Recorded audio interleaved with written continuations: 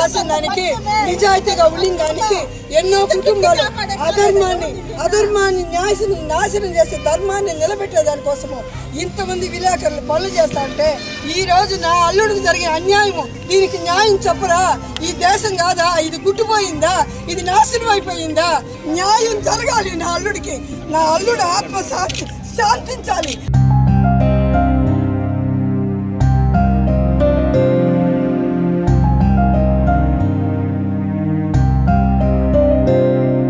Reporter Jaganmohan Reddy గారిపై జరిగిన హత్యాకాండను YSR Congress party తీవ్రంగా ఖండిస్తా ఉంది. దోషులు ఎంతటి వారైనా ఖచ్చితంగా అతి తొందరగా వాళ్ళని పట్టుకొని చట్టం ముందర ఉంచి వారిని కఠినంగా శిక్షించాలని చెప్పి మేము డిమాండ్ చేస్తాము.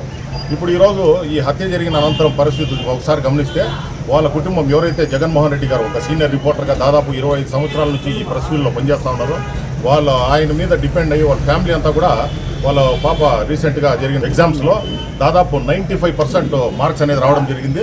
అది కాకుండా వాళ్ళ రెండో కొడుకుకి 85% మార్క్స్ అనేది వచ్చింది. కాబట్టి ఇప్పుడు నెక్స్ట్ హత్య జరిగిన అనంతరం వాళ్ళ కుటుంబాన్ని ఏ రకంగా ఆదుకోవాలని చెప్పేదాంతో ఖచ్చితంగా మేము వైఎస్ఆర్ కాంగ్రెస్ పార్టీ కూడా మేము ఆలోచిస్తూ ఉన్నాము. మాజీ శాసనసభ్యులకు ఈ చర్య చెప్పినాం, ఈ ఫ్యామిలీని ఆదుకోవాలని చెప్పి మేము తెలియజేయడం జరిగింది.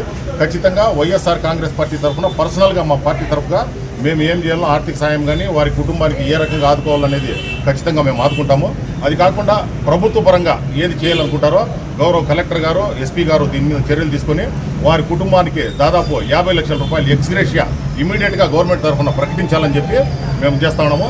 అది కాకుండా వాళ్ళ ఫ్యామిలీ ఎవరైతే వాళ్ళ మీద డిపెండ్ అయినారో వాళ్ళని అన్ని విధాలుగా వాళ్ళ పిల్లలు చదువుకైతేమి ఇంకొకటి అయితే అంతా కూడా ప్రభుత్వ పరంగా వాళ్ళని ఆదుకోవాలని చెప్పి మేము డిమాండ్ చేస్తాం. కలెక్టర్ గారు వాళ్ళ దృష్టికి వచ్చిందని చెప్పి ఆయన ఖచ్చితంగా సీఎం రిలీఫ్ ఫండ్ ద్వారా ఈ మృతుల కుటుంబానికి ఏం కావాలో అదంతా చేస్తామని చెప్పి గౌరవ కలెక్టర్ గారు తెలియజేయడం జరిగింది. ఖచ్చితంగా కలెక్టర్ గారు చొరవ తీసుకొని దీని మీద ఏదో ఒక డిసిషన్ తీసుకుంటారని చెప్పి మేము భావిస్తాం. పార్టీలకు అతీతంగా పనిచేసే ఒక వ్యక్తి, సమాజ శ్రేయస్సు కోసం పాటుపడే ఒక వ్యక్తి హత్యకు గురి కాబట్టి 24 గంటలైనా కూడా పోలీసుల్లో పురోగతి కనిపించడం లేదు. సిఐ గారితో కూడా మాట్లాడడం జరిగింది. డిఎస్పీ గారు కూడా 24 అవర్స్ నుంచి మానిటర్ చేస్తూ ఉన్నారు. వాళ్ళు చేసే ప్రయత్నం చేస్తూ ఉన్నారు. స్పెషల్ టీమ్స్ని ఎన్లాట్ చేసి ఖచ్చితంగా వాళ్ళని పట్టుకుంటామని చెప్పి చెప్తా ఉన్నారు. కాబట్టి కొంచెం టైం ఇచ్చినారంటే ఈ అంత్యక్రియలు అయినాక పోలీసు వాళ్ళు కంప్లీట్గా దాని మీద దృష్టి పెట్టి అతి తొందరలో ఇప్పుడు ఇది పార్టీలకు అతీతంగా ఆయన అందరికీ కావాల్సినవాడు. ఈరోజు వీకోటాలో ఆయన కాని మనిషి అనేది ఎవరు లేదు. కాబట్టి అట్లా మనిషికి అన్యాయం జరిగింది. కాబట్టి ఖచ్చితంగా పోలీసు వారు కూడా దీన్ని ఒక ప్రిస్టేజియస్ కేసుగా తీసుకొని ఖచ్చితంగా దోషులంతా కూడా పట్టుకొని తగిన విధంగా శిక్షించాలని చెప్పి ముఖ్యం.